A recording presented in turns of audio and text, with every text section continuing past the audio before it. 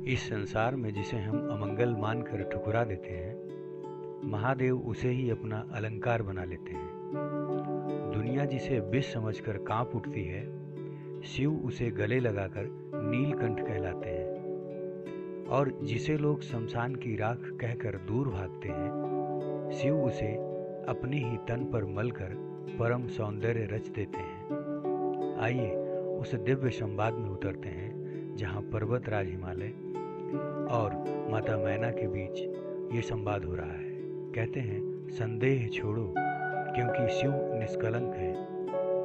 आगे कहते हैं कि नारद वचन सगर्भ सहेतु, सुंदर सब गुण निधि वृष केतु।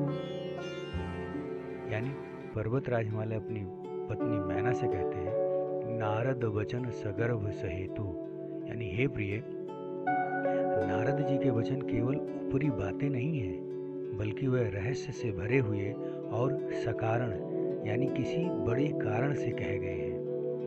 उनके हर शब्द के पीछे कोई गहरा अर्थ छुपा है।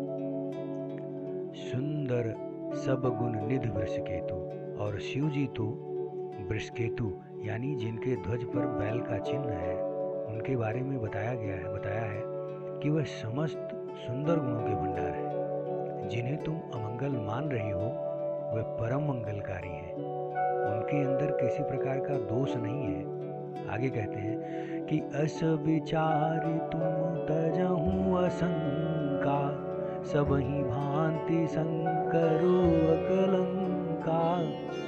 यानी अस विचारि तुम तजहु असंका, इसलिए हे मैना, ये सब बातें भली भांति समझकर तुम अपने मन से सारे संदेह त्याग दो।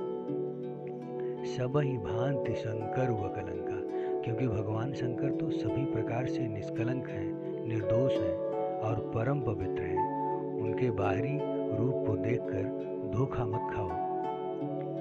पर्वतराज हिमालय की बातें यह हमें सिखाती हैं कि हमारी सीमित आंखें केवल दिखावा देख सकती हैं, लेकिन हमारा विवेक सत्य को देख सकता है। वैसे ही शंकर भगवान के निष्कलंक स्वरूप को समझने के लिए संशय नहीं, बल्कि गहरे विश्वास की दृष्टि चाहिए। जब दृष्टि बदलती है, तभी सृष्टि के कण कण में महादेव नजर आते हैं। जय भोलेनाथ।